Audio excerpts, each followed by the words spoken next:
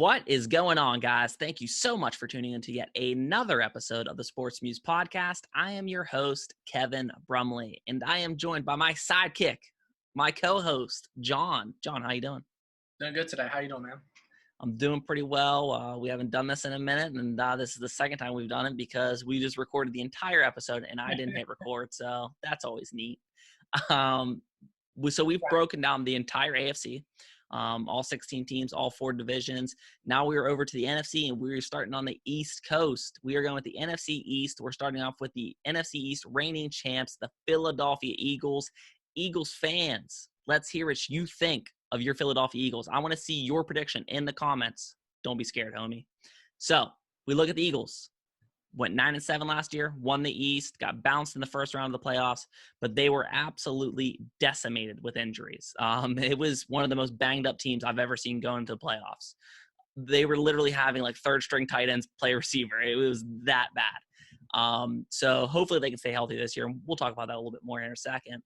But when we go into the additions of who they've brought in the 2020 season, or just re-signed in general, we talk about Jatavius Brown, Javon Hargrave, Jalen Mills, Will Parks, Nicole Roby-Coleman, and Darius Slay and Marquise Goodwin. What do you think about those additions?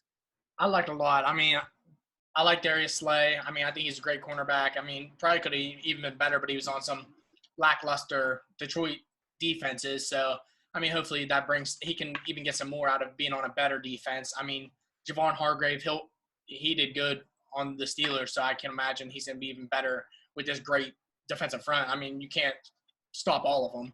I mean, Marquise Goodwin, they got to have more receiver depth and talent. So that's a good move.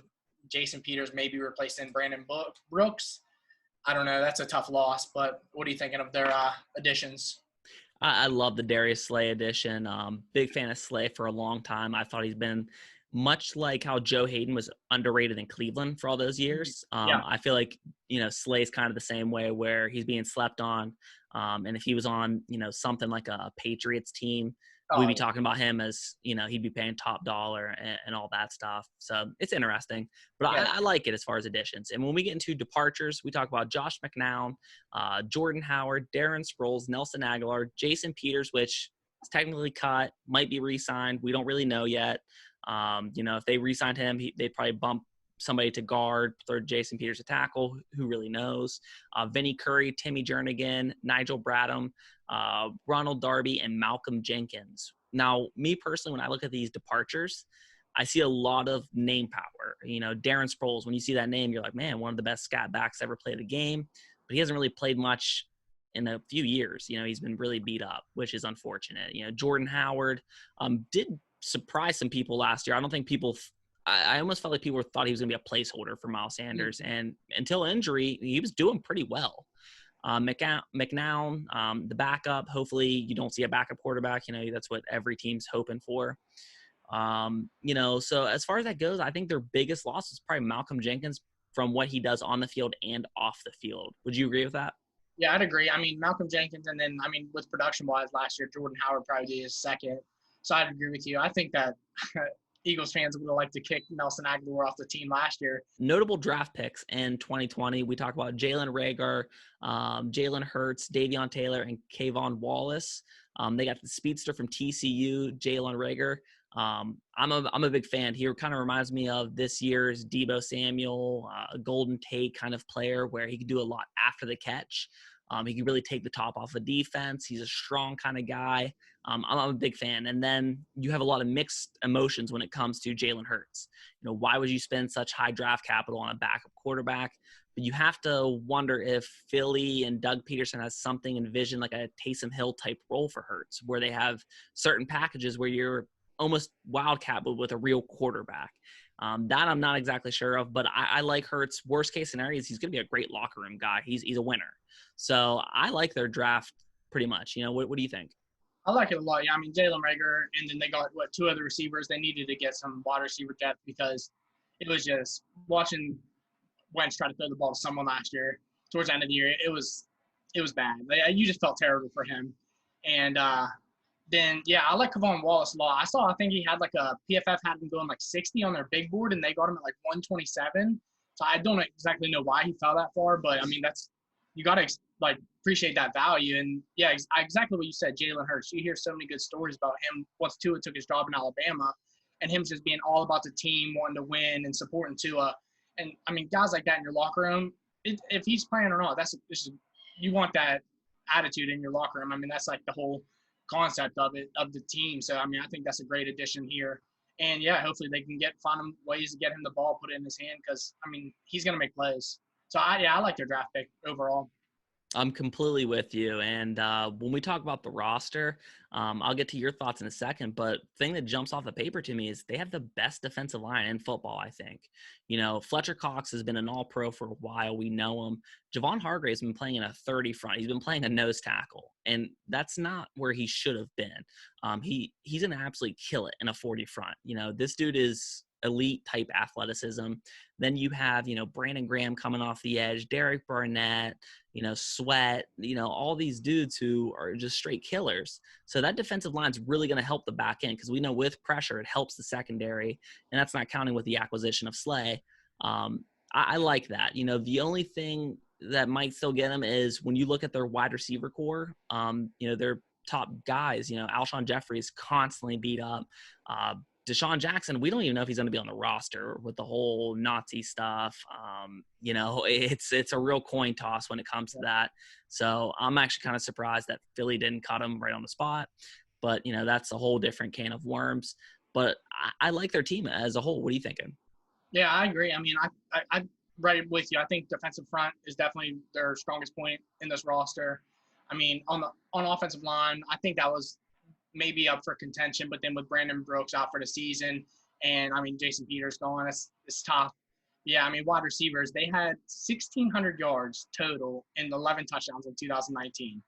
For your whole wide receiver core, that's pitiful. That's terrible. And I mean they got speed with Goodwin and Rager, so I think that's got to improve. It'll stretch the field. I mean you got to expect more to open up this season. So I mean, hopefully we see better production off of the receivers this year. But yeah, I think that we can see something. They still have like the 6th most cap space, so maybe they'll make another move. And when we go into the biggest questions of the Eagles, for me, it just goes back to injuries. It feels like every year, man, they have the worst luck when it comes to injuries. I mean, you look at the one season, Wentz was absolutely killing it and then gets hurt. You look at last year, Wentz goes down in the playoffs. All their wide receivers on planet Earth that thought about playing for the Eagles or played for the Eagles got hurt. They've had really, really bad luck. And you look at this year and Brooks is already down. It's tough. You hope that they can stay healthy. I kind of feel like injuries is more of a product of luck than it is skill or training or anything like that. So hopefully they can stay healthy. And if that's your biggest question, then, fingers crossed, if that works out, they're going to be one of the top teams. Yeah, I agree with you. I mean, that was probably the worst division in football last year. I mean, no team had more than 9 wins. I mean, so I mean, I just think with them able to win the division last year, I mean, coming into this year, as long as, that injury bug just doesn't hit them again this year, that I think I know everyone's predicting the Cowboys to win it easily, and they're one of the Super Bowl favorites, but I don't see why this Eagles team couldn't repeat and take the division this year either. So let me ask you this. How do you feel the Eagles stack up in the East? Because me personally, I feel like it's a 2-dog race, right? It's them versus Dallas. And honestly, like as simple as this sounds, I think it boils down to who stays healthier. I think both teams are loaded as far as talent goes. It's going to come down to like coaching and who can stay the healthiest for me. And it sounds too simple, but I think that's what it does boil down to. Yeah, I agree. And the only thing that I might give the Eagles an advantage of is Doug Peterson. I mean, it'll be Mike McCarthy's first season in Dallas, so we just don't know what that's going to look like. I mean, I think that's been one of their weaknesses is Dallas's coaching. So yeah, I agree with you. I think it comes down to them too. What the Eagles have 9.5 Vegas win total. I think Dallas has 10, so they're predicting it to be just as close. Where that can easily flip. So yeah, I mean the Eagles were 3-4 in 1-score games last year. Yeah, I mean so if a couple of those go their way, I mean with healthier roster, easily could have been better in 1-score games, and I mean maybe it's different seasons. So I like him coming in this year, and I went back and forth between who was going to win the division over them and the Eagles, and I have it coming down pretty close as well.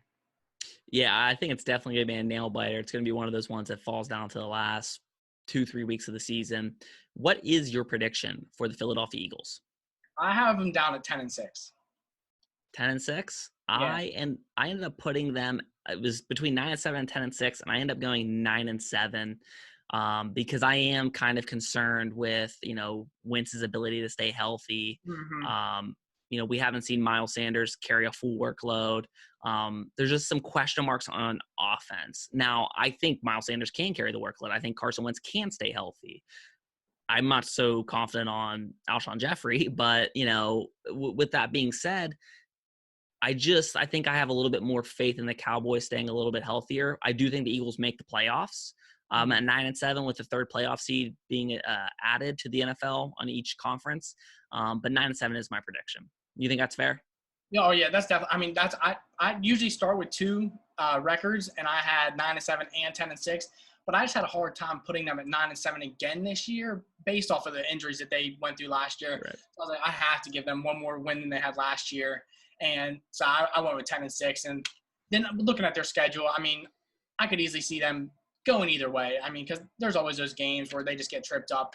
And, I mean, they start off the year with they have Washington and Cincinnati in two of their first three games. So hopefully they can get rolling and then get this 2020 season going. But with COVID, anything could happen. I mean, we have no clue what that's going to look like. Yeah, we don't even know if we're going to have a season. And then when we get into parting shots I'll go first, we know Carson Wentz is really good, right? With that being said, I don't think he's ever in the conversation of being elite. And I think that's fair. When you talk about elite, you're talking about the Aaron Rodgers and Pat Mahomes and the Lamar Jacksons and a few other guys. What would it need? What needs to happen for Carson Wentz to be in that elite category? Because he was one of the most efficient quarterbacks. I think he was sacked the least, so he gets rid of the ball quickly. He only threw 7 picks last year, threw for over 4,000 yards. What would need to happen for him to be considered in that elite category, you think? I mean, I just think when you're coming out of games, like, not that he comes out a ton, but when you're getting injured as much as him, because, like, with those elite quarterbacks, you just don't really see them getting injured. Like, I mean, Tom Brady, he had 1 year of an injury, really. Like, those guys, like, they're on the field. Like, that's what they do. So I think that's really, like, the thing holding him back, that if he was on the field more with less injuries, that he would easily be in that conversation. I mean, I like Wentz a lot, but I definitely think that holds him back. What do you think holds him back? I think we're going to need to see some like playoff victories because I think in a weird way, it's almost held against him, the fact Nick Foles won the Super Bowl. In a weird way, I think we're like, we saw how successful, because Wentz was doing well that season and got hurt. And then we're like, oh, maybe Carson Wentz wasn't that great. Maybe that team was really great. And it's that kind of weird stuff. I don't know. I like Carson Wentz a lot. I feel like he's just right behind those Deshaun Watsons of the world. And, I don't know. I think it's going to take like another similar season, him to stay healthy and win a playoff game or two. And then I think we speak him in the same name, same vein as those other guys. Yeah.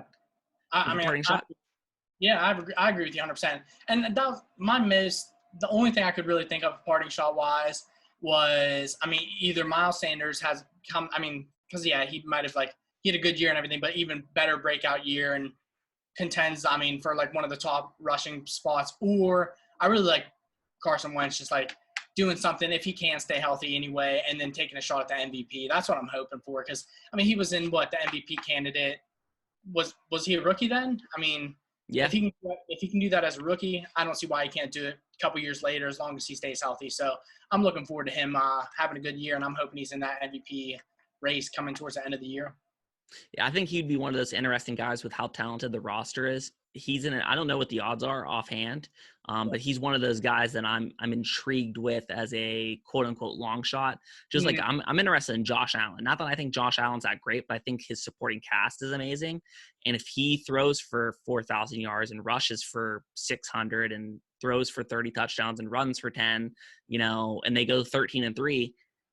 It's tough to deny that guy. You know what I mean? And I think Carson Wentz could be in a similar situation. If Philly stays healthy, they're more than capable of going 12-4, 13-3. They have that kind of roster if they stay healthy. And he's that good where he can put up numbers on that team. So I think that is a great long shot, type bet, depending on what the odds. I'm sure they're somewhere between 20 and 25 to 1. I'd throw down a little bit of money on that, sure. Yeah, I mean, I agree with you with that. And yeah, I mean, I'm not saying that like he's going to win it, but I mean, I kind of hope he's in that contention just because he's probably one of my favorite quarterbacks in the league. I really like Wentz. I agree with you, man. And guys, we hope you enjoyed the episode. If you liked the episode, subscribe and like the video and drop a comment where we're curious, what your season prediction is. We always kind of like to talk to some of the fans of, see what they think. So drop your prediction, and we will see you guys next time.